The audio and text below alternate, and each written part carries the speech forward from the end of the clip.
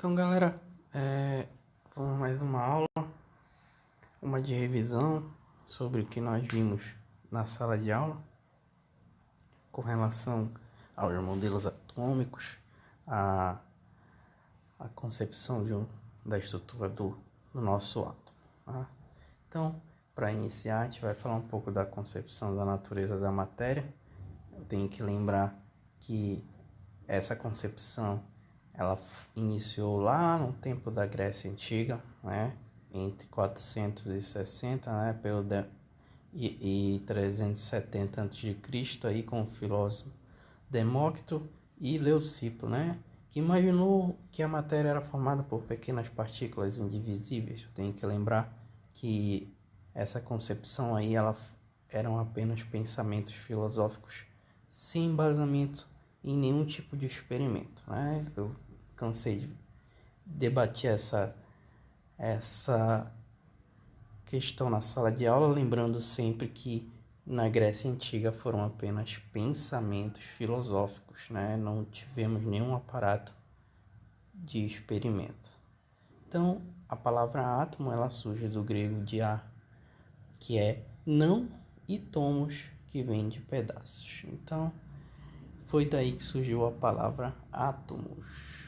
Mas durante o século prevaleceu a ideia de Aristóteles, né, onde tudo era formado por 4 elementos, no caso aí a terra, a água, o fogo e o ar, né? Por muito tempo permaneceu aí a ideia do Aristóteles, mas a gente tem nosso primeiro pensamento filosófico aí com relação aos átomos.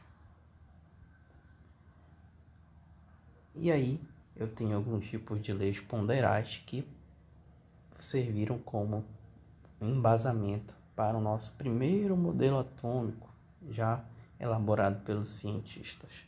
Aí no nosso caso a primeira lei foi a lei de Lavoisier, né, que ele fez diversos tipos de experimentos fechados e utilizou balanças precisas.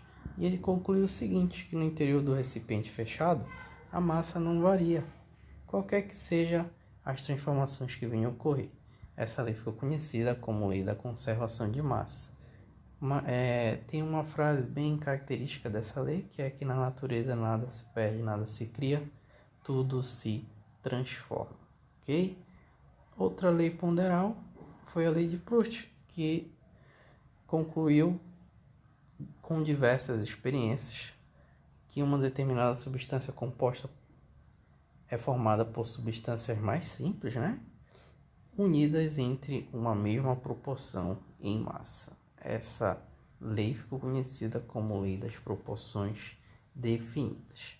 E tomando como base nessas leis ponderais, surgiu aí nosso primeiro modelo atômico, né? Com a hipótese de Dalton.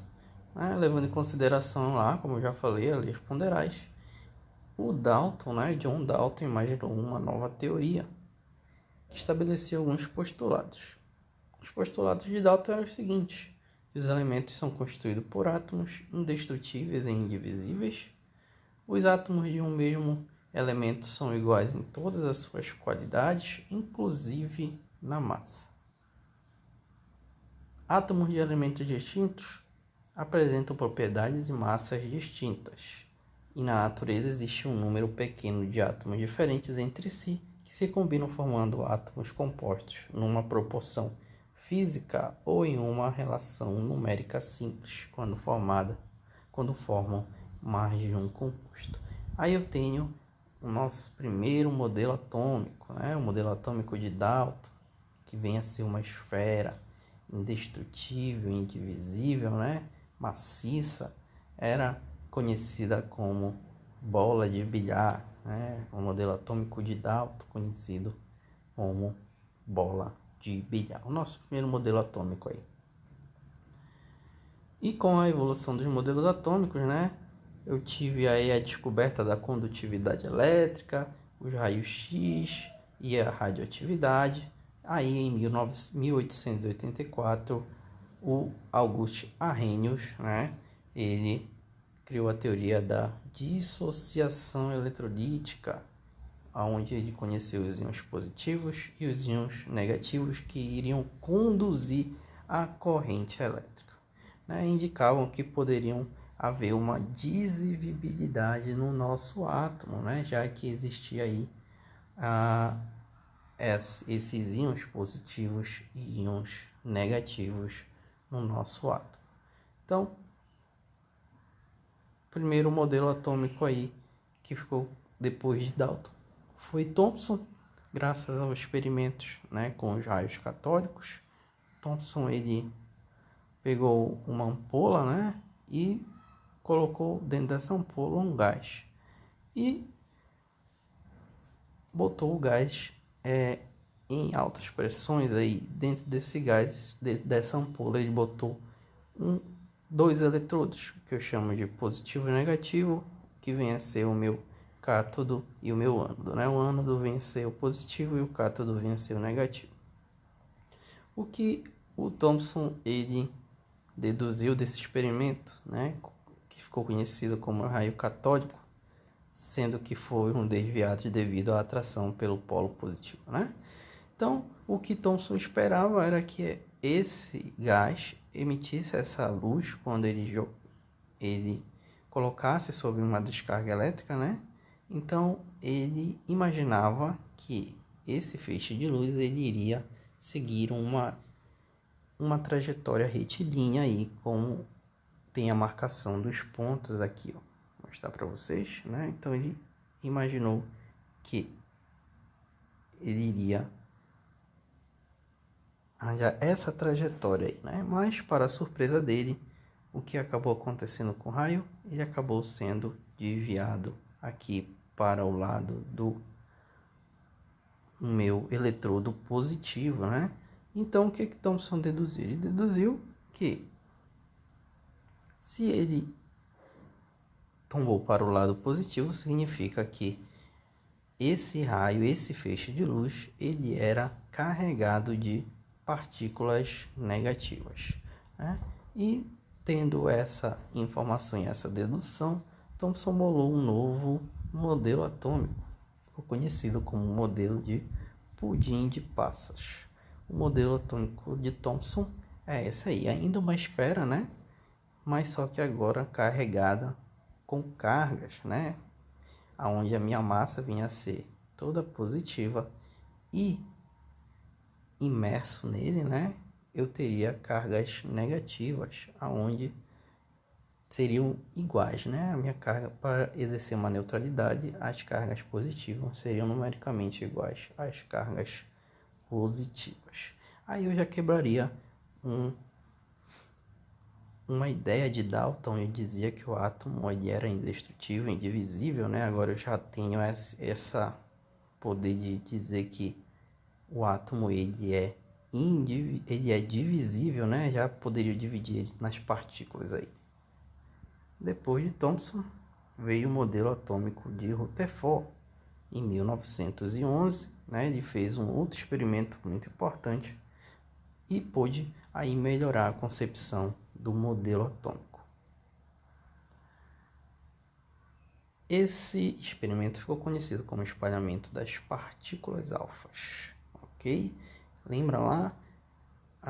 Ele buscou uma fonte, né, de partículas alfas, né, e bombardeou essa lâmina de ouro aí, né? Ao bombardear essa lâmina de ouro, o que o Rutherford deduziu? Ele deduziu aí que alguns feixes, né, algumas partículas alfas, elas ultrapassavam aí esse feixe, essa folha de ouro, né? Mas outras desviavam, sofriam pequenos desvios, né? E outras até sofriam aí uma repulsão, né? E ao deduzir isso, ele imaginou que o átomo ele era composto por algo que ele chamou de núcleo, né? Um núcleo ali maciço, né? Carregado de cargas positivas, já que eu tenho que lembrar que as minhas partículas alfas, né, elas são partículas positivas. Então, se houve uma repulsão, significa que aonde essa partícula alfa bateu, teria a mesma carga, né, do que as partículas. Então ele deduziu que o núcleo ele seria composto de carga positiva, né? E aqueles raios, feixes de luz, né, de partículas alfas que acabaram ultrapassando, seriam zonas onde não teriam nenhum tipo de massa, né, que ele chamou de eletrosfera. Aí, ó, ficou conhecido o modelo atômico de Rutherford, né, com o núcleo, né, ao redor dele eu teria os elétrons girando, né, no que ele chamou de eletrosfera. Aí então veio o modelo atômico de Bohr, né, que ficou conhecido como Rutherford Bohr. É como se fosse um melhoramento do modelo atômico de Rutherford. Então, o cientista Niels Bohr, em 1913, aprimorou o modelo atômico de Rutherford. Ele falou que os elétrons se moviam ao redor do núcleo em um número limitado de órbitas bem definidas, que são denominadas de órbitas estacionárias. Então, os elétrons eles giravam aí num formato circular ao redor do meu núcleo, né? Movendo-se uma órbita estacionária, o elétron não emite e nem absorve energia. Ao saltar de uma órbita para outra, o elétron emite ou absorve uma quantidade bem definida de energia chamada de quanto de energia, né? Então, ele poderia absorver esse quanto de energia, né? Ao absorver esse quanto de energia, ele poderia soltar de uma camada mais interna para uma mais externa, né? E ao liberar essa energia, esse quanto de energia que ele absorveu, ele poderia retornar ao seu estado de origem. Ao retornar esse estado de origem, ele ele mostrava essa emissão de quanto de energia no formato de luz. Então eu tenho aí, ó, modelo atômico de Bohr, né, onde eu tenho o núcleo, né, e ao redor dele eu tenho as minhas órbitas bem definidas, né, aonde giram os elétrons, que ele chamou de eletrosfera. Aí eu tenho uma ilustração de quando o meu elétron ele sofre, ele absorve esse quanto de energia, né? O que acontece? Ele absorve o quanto de energia, né? Aqui, absorve esse quanto de energia, né? E salta de uma camada mais interna para uma mais externa.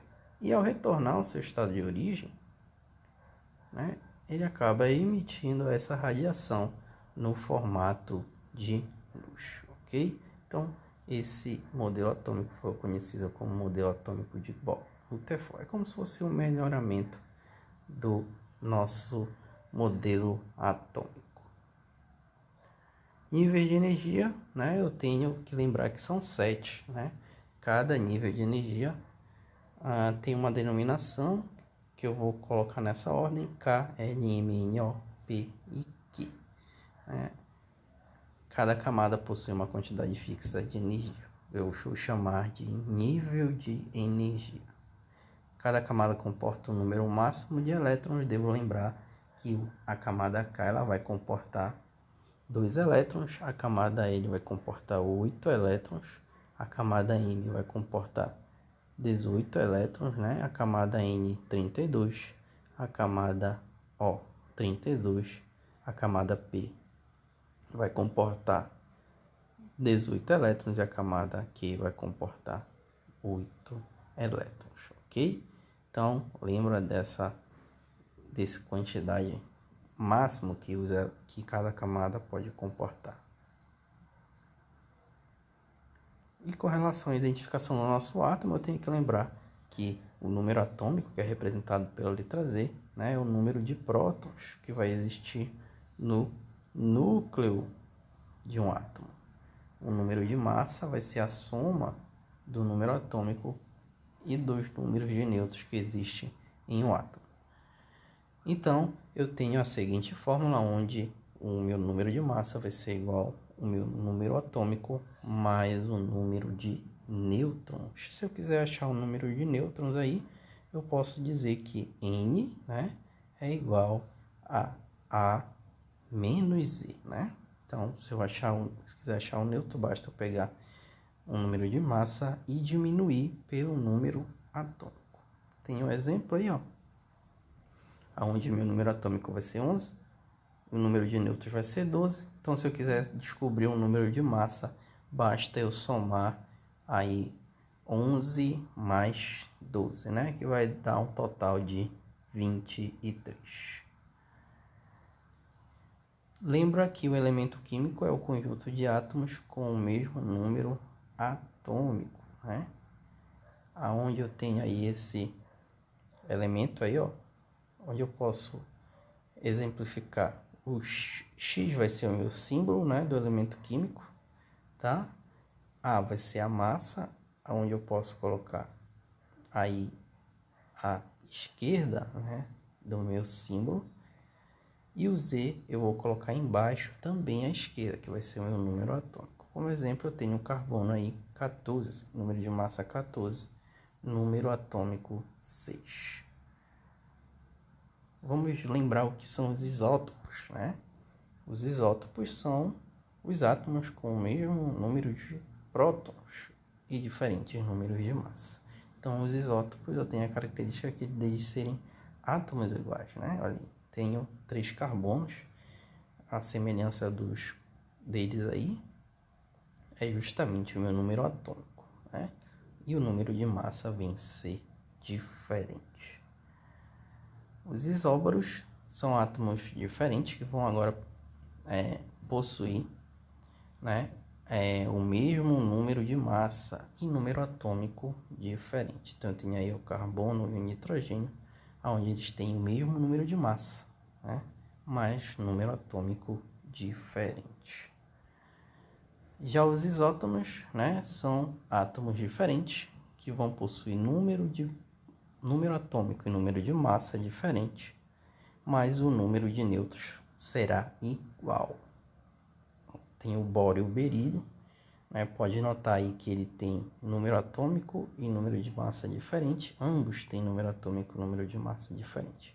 Mas se eu for achar o número de nêutrons de cada um, eu vou perceber que ambos vão possuir 6 nêutrons. Então, quando eu tenho 2 átomos que têm o mesmo número de nêutrons, eu vou dizer que eles são isótonos. Ok, pessoal? Beleza?